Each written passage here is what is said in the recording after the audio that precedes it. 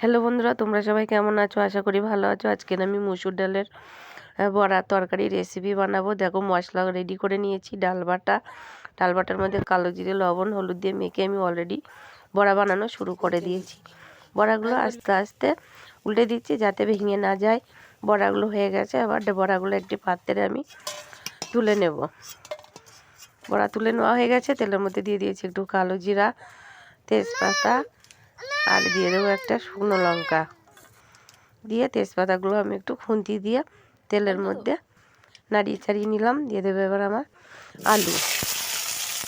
আলুগুলো লবণ হলুদ দিয়ে একটু ভাজা ভাজা করে নেব।